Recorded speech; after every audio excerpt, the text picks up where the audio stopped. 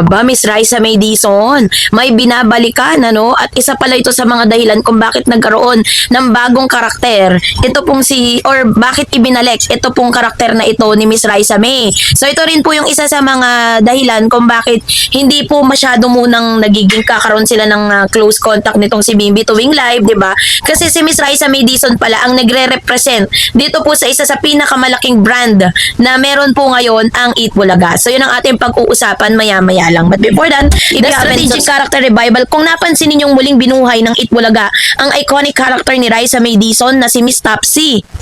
Ang paboritong karakter na umaarte bilang isang matanda, Frank, at may edad na tita at lolo figure. Huwag kayong magtaka, hindi to basta-basta random nostalgia move or gawa-gawa lang sa studio dressing room. May napakagandang marketing mystery stroke sa likod nito. Si Raisa May, sa katauhan ni Miss Topsy, ang napili ng Eat Bulaga management at ng brand executive upang maging pangunahing muka at boses na magdi-deliver ng live commercial spiel para sa pagbabalik ng Coca-Cola bilang major show sponsor. So, ito yung isa sa mga nakikita nating dahilan kung bakit or isa sa mga pinakamagandang nangyari, no? Kasi parang yung mga brand na bumabalik, laging si Raisa May po yung kanilang kinukuha at si Bim na para mag-spiel, ibigay yung ano. Kasi alam nilang panghatak talaga si Raisa at si Bim eh.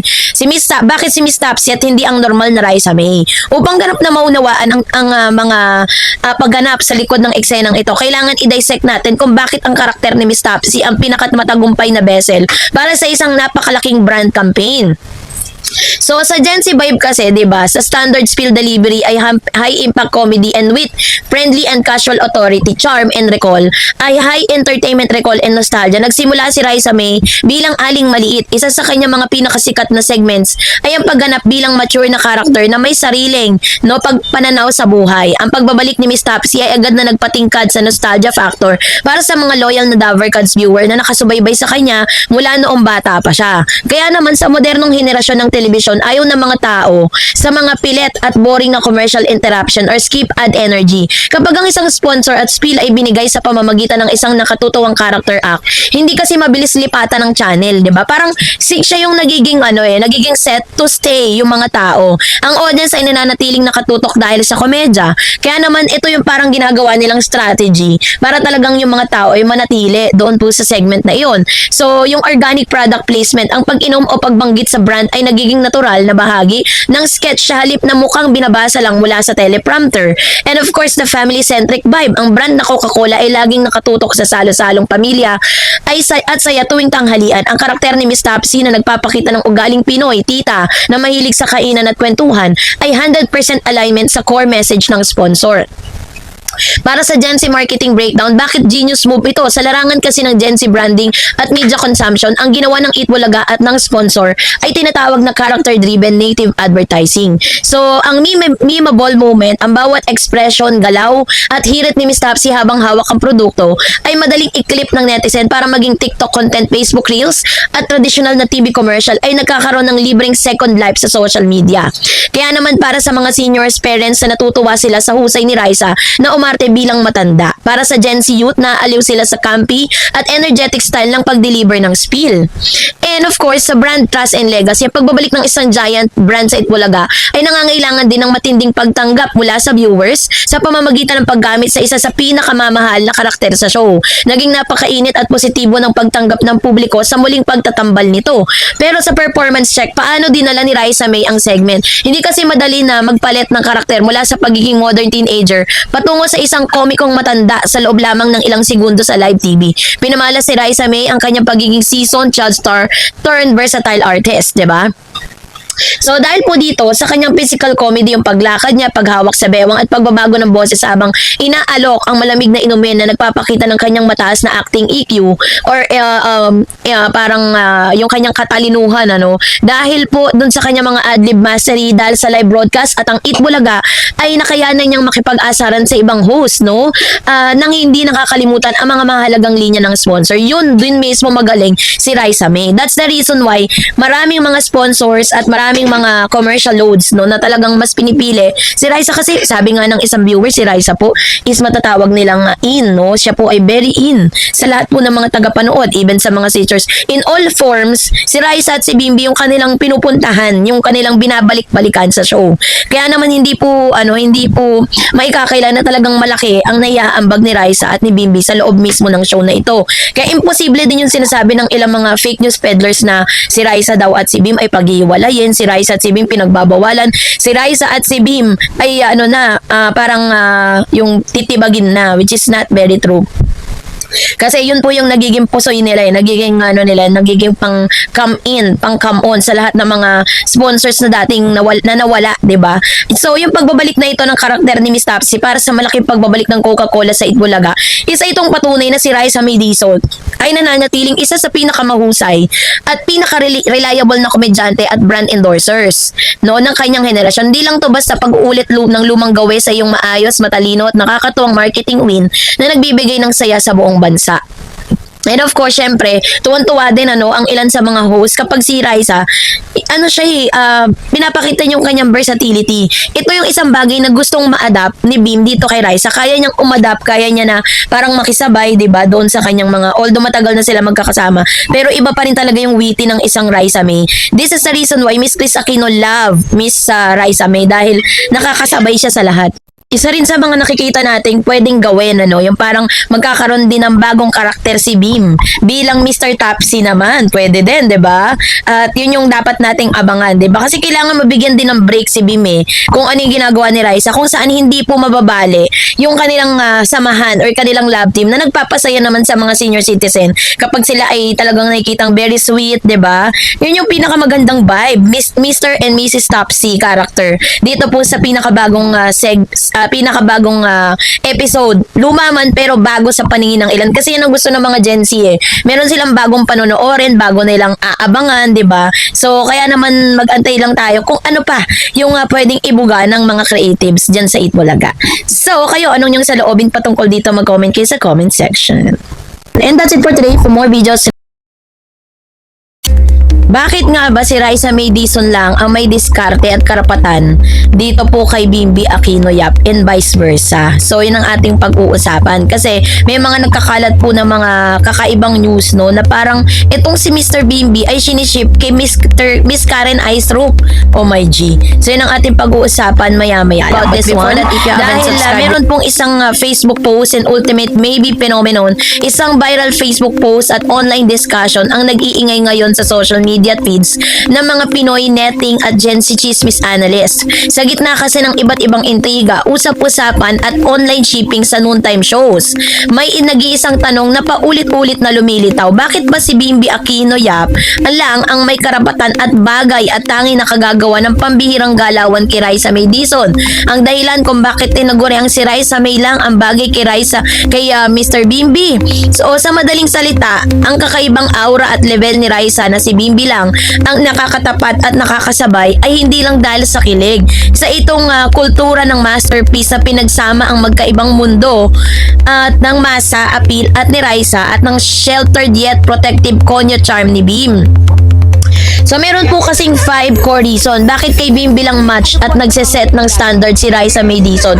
Upang i-breakdown natin yung viral phenomenon na ito, narito ang 5 pangunahing dahilan kung bakit walang ibang pwedeng madiskarte o humawak sa karapatan sa presensya ni Raisa kundi si Bimbi lang. The parallel childhood power dynamic. Hindi tulad ng ibang love team na pinagtagpo lang sila sa isang acting workshop o casting couch. Sina Raisa at Bim ay lumaki sa harap ng buong bansa. Pareho silang naging child star noong 2010, may Little Bossing era at walang makapapantay sa level ng familiarity at comfort nila sa isa't isa. Dahil pareho silang nakaranas ng patinding showbiz pressures mula sa pagkabata, mayroon silang tinatawag na unspoken mutual understanding o walang panlalamang, walang plastikan. And the ultimate aesthetic contrast, the opposite trope, the Gen Z dating lexicon, ang tambalang ito ay hemplo ng paboritong bookish anime trope. Si Bimbi naman ay matangkad at well-mannered, no? And of course, kapag pinagtabi mo yung dalawa, may automatic na visual chemistry na agad. Si Bimbi lang ang nakagagawa ng mga protektadong galaw tulad ng pag-aayos ng damit, pag mga protective side nang hindi lumalabas na cringe o disrespectful dahil natural na sa kanya ang pagiging gentle giant. And of course, syempre, yung kanyang pagiging authentic green flag protection, ano? No cloud chasing. Maraming showbiz guys ang nagtatakang makipag-close dito po sa sikat na female host para lang maging viral o makakuha ng engagement. Pero kay Bimbi, transparent ang kanyang motives. Ang kanyang pagbabantay kay Raisa sa live television ay purely instinctual. Ginagawa niya ito kahit walang camera setup o walang directive mula sa floor manager. Ito ang dahilan kung bakit sinasabi ng netizen na kay Bimbi lang may karapatan dahil si Bimbi lang ang may genuine at unscripted care para sa kanya. And of course, si Raisa lang ang bagay kay Bim. Kapag sinabing Raisa May lang ang bagay kay Bim, walang pwedeng pumalit sa kanyang pwesto sa buhay at career. Tinutukoy din ito ang kanyang individuality and high value status sa industriya. She self-made royalty. Si Raisa May Dizon ay naging tanyag dahil sa sarili niyang sipag, talent, mula noong bata pa siya. Dahil dito ay hindi siya nangangailangan ng clout lab team para umangat. And of course, sa matching energy, dahil napakataas ang respeto ng publiko kay Raisa bilang isa sa pinakamatagumpay na child star sa naging ganap sa versatile host, hindi pwedeng sa kanya ang basta-bastang showbiz partner lang. Kailangan ay isang katulad ni Bim na may sariling ring pangalan na mataas ang pinag-aralan at may malalim na respeto sa kababaihan. So, sa fan sentiment ng social media reaction matrix, nagba-viral ngayon, may virality ng Facebook post na ito ay nagpapatunay na ang publiko ay sobrang invested sa tinatawag na maybe ship, no? Ang dahilan kung bakit nag-viral ang mga isyong ito, no, na inuugnay kay Miss Karen Aistrup, sinasabi nila na may mga ano pa rin talaga, may mga bashers pa rin na lumalabas kahit gaano pala talaga kaganda at kapositibo yung nagiging outcome ng maybe love team sa ibang mga tao. Meron pa rin talagang mga side na parang they are not really happy for Raisa and Bim. Kasi sinasabi nila dito na may mga comments po na parang sinasabing hindi raw bagay si Raisa kay Bim, hindi raw bagay si Bim ay si Raisa, si Bimbi kay Raisa. Kumbaga parang magkaiba talaga. Yun nga po yung isa sa mga nagpapatibay sa kanila. At isa rin sa mga dahilan kung bakit po sila minahal ng tao, because of the opposite attract. Hindi sila pareho. Isa mestizo, yung isa naman morena, yung isa maliit, yung isa matangkad. Ang dami nilang opposite attract, 'di ba? At ito pong si Bimbi ay sinisip naman ngayon kay Miss Karen Aistrup. Si Karen po na parang magkapatid sila ni Raisa ang kanilang turingan. At mas bagay daw si Karen dito kay Bim dahil daw hindi raw nagkakalayo yung kanilang itsura. Kahit naman po ilang beses nating sabihin yan at hindi naman natin mapipigilan tong mga basher na to na parang i-partner si Bim kay Karen, 'di ba? Pero ang pinaka point lang dito is hindi mo naman kailangan na manliit or hindi mo naman kailangan na parang manghusga ng ibang tao na parang hindi bagay kasi nga magkaiba ng itsura, mas maganda daw si Karen kaysa kay Raisa, ganyan. Hindi mo kailangan na ibaba yung ibang tao para lang tumaas yung iba, 'di ba? Pwede naman po na parang yes, you can have the na heart dun po sa ibang i-ship mo si Bim sa iba, pero hindi mo kailangan ilaglag ito pong si Raisa May. Yun po yung isa sa mga sentimiento ng mga maybe fans. At sa mga galawan din ni Bim, nakikita natin na parang wala rin naman dating sa kanya si Karen, 'di ba? Na kahit na nandun si Karen, alam natin na we cannot discount the beauty of Karen Aistrup. Pero kakaiba pa rin talaga yung beauty. At yung pinagsamahan nitong si Raisa at si Bim ay hindi po matatawaran. Kaya naman ganun ka-intact yung kanilang friendship, yung kanilang samahan, 'di ba? Na kahit sino pa yung i-ship nyo kay Bim, si Bimbi po ay babalik at babalik pa rin kay Raisa May. Kasi hindi nyo pwedeng hindi nyo pwedeng i-ship yan kahit kanino dahil yan po ay nakatatak na sa tao. At the same time, nag-serve kasi sila ng isang napakagandang history For almost how many years ang inantay nila, meron silang waiting period bago po talagang maisakatuparan yung tinatawag na tamang panahon for them. Dahil even ang ilan sa mga showbiz na mga commentators, journalists, that even yung mga writers po, no, pag nakita nyo po at napanood nyo yung mga showbiz YouTube, yung mga commentaries po nila, wala po silang ibang binabanggit kundi si Raisa at saka si Bim. Na ngayon po parang sila yung pinaka Gen Z New Love Team of the Year. Parang ganon, 'di ba? Parang hindi pa man sila umaabot ng isang taon, pero ang dami ng mga fans international. Meron pa sila mga fans dito sa Pilipinas at isa rin sila sa mga rason kung bakit marami mga senior citizen ang bumabangon ng 12 noon in the afternoon to watch Eat Bulaga.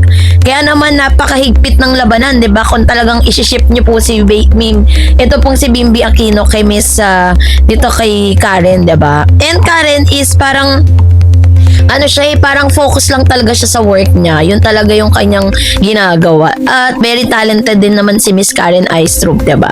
Kaya naman wag tayo masyadong ship ng ship at wag tayo masyadong mag-overthink sa mga issue na yan dahil wala pong katotohanan yan. Kayo po, anong nyo sa loobin patungkol dito, mag-comment kayo sa comment section. And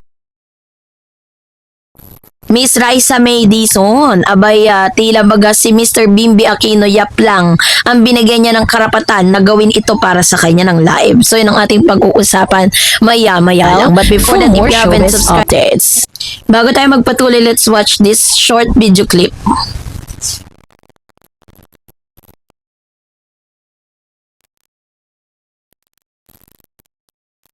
So, eto na, no? Ang plot twist sa Itbulaga stage, kung nanonood ka ng live broadcast ng Itbulaga at gising ang third eye mo sa mga subtle romantic cues, hindi mo pwedeng palampasin ang particular na eksenang ito. On-screen, nakatayo si Bimby Yap at si Raisa May Dizon, katabi si Karen Aistrup, Miles Ocampo, at ang buong Dabber Cards roster. Business as usual, dapat masayang banter, segment hosting, at ang classic Itbulaga chaotic energy. Pero habang naka-on ang live broadcast button, may sariling slide or may sariling side plot na nagaganap sa background ng stage center.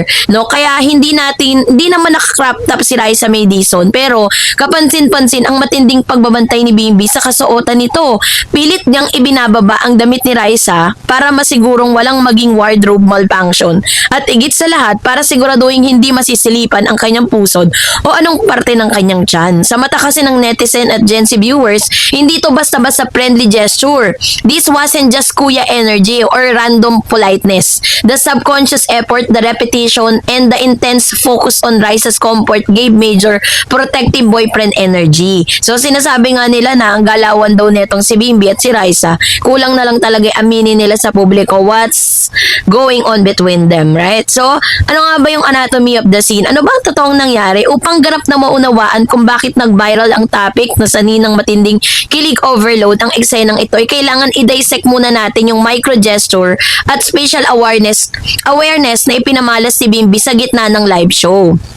Ito na, ang micro moments sa gitna ng live broadcast, the front awareness, hindi siya sinabihan pero kusa niyang ginawa.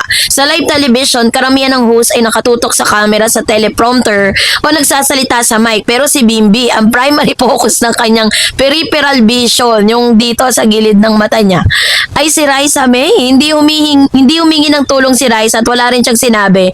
Ang ibang host, pure instinct ang nag-kick in kay Bimby.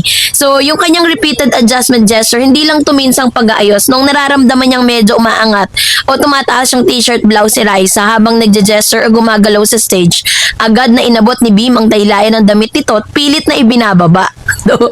Kaya ang dami po talagang nag-react dito eh. The non-crop top paradox. Itong pinaka-highlights ng buong senaryo. Normal length ang garment naman na suot ni Raisa. Walang imminent danger na makikita ang anumang restricted view. Pero sa utak ni Bim, kahit 0.01 cm lang ang chance ang mag-expose ang pusod o balat ni Raisa, unacceptable yun. Ang ganitong uri ng hyper-awareness ay kadalasang nakikita lamang sa mga taong may malalim na personal affection at possessive protective instincts sa kanilang partner. Tandaan natin yan, diba? Na parang si Bim sobrang attentive siya dun sa pangangailangan ni Raisa. And of course, the Gen Z psychological decode. Bakit jowa move ang galawang ito? Sa Gen Z dating dictionary at romantic trope hierarchy, may specific behavior na nagde-demecrate sa pagitan ng just friends, kuya zone, at low-key main character romance. So ngayon, i-breakdown natin kung bakit pasok na pasok sa banga si Bimby sa green flag royalty category sa ginawa niyang ito. Siyempre, yung una, yung tinatawag na casual side-eye, hyper-vigilant physical protections, safe distance standing, unconscious wardrobe checks, and lap of mishap. Yung prioritizing the comfort over camera angle. Kahit ano pang sabihin ng ibang tao na nakikita niyang ginagawa niya, it doesn't matter. Basta ang kanya pong purpose is to protect Miss Raisa May Dizon for wardrobe malfunction, 'di ba? Yun yung tinatawag na the act of service plus physical touch combo. labo. Kasi meron tayong tinatawag na 5 languages when it comes to to love, 'di ba? Kapag pinagsama mo ang act of service, yung pag-aayos ng damit para hindi mapahamak sa camera, at gentle physical touch, ang mag-iingat, ang may ingat na paghawak ng damit nang hindi nagiging intrusive. Ang resulta ay tinatawag na soft affection. Hindi ito mukhang pilit o stage dahil ginawa ito sa gitna ng live television kung saan milliseconds lang ang leeway mo bago ka mapansin ng libo-libong manonood. Biruin mo yung seconds na yon, nakuhanan pa ng camera, 'di ba? Ibig sabihin pala kapag hindi rin nakabuton yung camera, kasi parang kay Beam, it doesn't matter kung nakapokus ba yung camera sa kanila, kasi kung fan service lang yung ginagawa nila, hindi lang ganun ang gagawin ni Beam. Kahit gagawin niya yun kapag may camera, pero hindi parang lang, subtle lang na nadaanan lang siya, diba? And of course, syempre, yung aura ng protection and spatial possession, the Gen Z Park Lens, kapag ang isang lalaki nakatayo sa tabi ng isang babae at patuloy na nakatutok sa posture at alignment ng damit nito, ninanavigate niya ang tinatawag na personal aura space. Bimbi was effective telling the cameras and the public subconsciously, I am shielding her. Ito ang classic archetype ng golden retriever boy meets soft protective partner, So, zero camera awareness. Umaga parang hindi siya aware na meron palang mga camera na umiikot at nakikita. Kaya naman tinatawag na unscripted sincerity, di ba? Kapag ang isang celebrity nagpapapansin lang o gustong mag-trend, gagawin nila ang gesture habang nakatingin sa camera lens o habang tumatawa para makita ng audience. Si Bimbi ay walang pakialam sa main framing ng camera. Ang attention niya ay 100% nasa outfit at kinaroroonan ni Raisa May. Ang kawalan ng cloud chasing vibe sa galaw na ito ang mas lalong nag-elevate ng kilig factor sa 100%. So sa fan reaction and social media sentiments, ang pagsabog ng Bimsha ship matapos maipalabas at maklip ng netizen, ang sandaling ito sa TikTok, Facebook Reels at X, formerly Twitter, ay hindi na napigilan ng pagdagsa ng edits at breakdowns. So kaya naman syempre may mga top comments and sentiments category. Sabi dyan, iba ang titig at bantay. Pinansin ng netizen na bihira sa mga lalaking celebrity sa kanilang henerasyon ang magkaroon ng ganoong klaseng natural na chivalry na hindi mukhang maarte o awkward. Kahit hindi cropped up, nag-aalala pa rin. Naging running joke at meme source ang katotohanang napaka-conservative ni Bimbi para kay Raisa. Ang mindset, if it stretches by an inch, it must be pulled down, no? Gentleman by nature, protective by choice. Pinakita rin ito ng manonood na paghanga sa pagpapalaki kay Bimbi ay pinagsama rito ang natural na pagiging well-mannered at tila special treatment na nakalaan para kay Raisa May. And of course, syempre, pinakita niya rin yung main character energy, ang evolution ni na Bimbi at Raisa upang lalong mapahalagahan ang kilig factor na moment na ito na kailangan tignan ang historical context ng dalawa sa Philippine culture. So dito po, pareho kasi silang lumaki sa harap ng publiko kaya talagang kilala sila, 'di ba? Ng lahat ng mga Gen Z man 'yan, Alpha man 'yan, Millennial man 'yan, parang kilala silang dalawa. And of course, yung kanilang detailed psychological breakdown, nasaan ang kilig point? Bakit nga ba nawawala ang puso ng mga manonood kapag nakakakita ng ganitong uri ng galaw? I-analyze natin ang mga psychological hooks ng eksenang ito, 'di ba? So, ito yung tinatawag na unconscious priority principle. Kapag ang isang tao ay nakapokus lang sa seguridad at dignidad ng kanyang kasama nang hindi kinakailangan magsalita, ipinapakita nito ang kanyang utak ay nakawire para pangalagaan ng taong yun, 'di ba? And the contrast sa maingay, chaotic at energy sa kapaligiran ng Itbulaga kung saan ang lahat ay sumasayaw, tumatawa, nagjo-joke, ginagawa ni Bimbi ang isang maingay na katahimikan. Ang contrast na ito ay nagpapalabas ng romantic cinematic beat ang nangyayari. And of course, nagpo-possess din siya ng pagiging possessive chivalry in a healthy way. Pangit kasi yung sobrang possessive naman. Mayroong manipis na linya na sa pagitan ng pagiging controlling at pagiging gentleman. Ang ginawa ni Beam ay 100% gentleman protection. Walang halong pagbabawal, walang halong paninisi, kundi purong protection lamang laban sa anumang posibleng hindi magandang anggulo sa camera. Kaya ang final verdict natin, ang rating, ang galaw na ipinamalas ni Beam kay Raisa May habang naka-on ng live sa buton ng Itbulaga, hindi siya basta-basta. Hindi siya basta accident or simpleng friendly gesture. Ito ay isang certified top tier low-key romance moment na nagpakita ng high IQ as